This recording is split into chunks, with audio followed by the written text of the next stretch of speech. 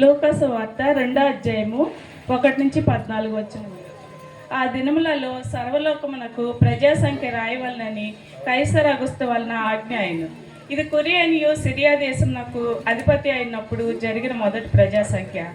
అందరూ ఆ సంఖ్యలో రాయబడటకు గలిలయలోని నజరేతు నుండి యూదయలోని బెత్లెహేం అనబడిన దావీదు ఊరికి వెళ్ళెను. వారు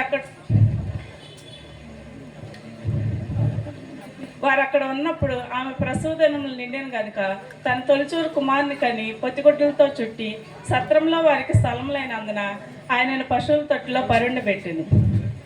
ఆ దేశంలో కొందరు గొర్రెల కాపర్లు పొలంలోని రాత్రివేళ తమ మందను కాచుకొంచుండగా ప్రభుదూత వారి యొద్దకు వచ్చి నిలిచెను. ప్రభు మహిమ వారి చుట్టూ ప్రకాశించినందున వారు మిక్కిలి భయపడిరి. అయితే ఆ దూత, భయపడకుడి, ఇదిగో ప్రజలందరికీ కలుగబోవు మహా సంతోషకరమైన సువార్తమానము నేను మీకు తెలియజేస్తున్నాను.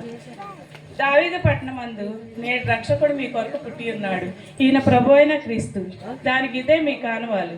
ఒక శిశువు పొత్తిగుడ్డలతో చుట్టబడి ఒక తొట్టిలో పండుకొని ఉండుట మీరు చూసేదని వారితో చెప్పాను. వెంటనే పరలోక సైన్య సమూహము ఆ దూతతో కూడా నుండి సర్వోన్నతమైన స్థలములలో దేవునికి మహిమయు ఆయనకిష్టులైన మనుషులకు భూమి మీద సమాధానం కలుగునుగా కానీ దేవునికి స్తోత్రం చేయుచుండెను.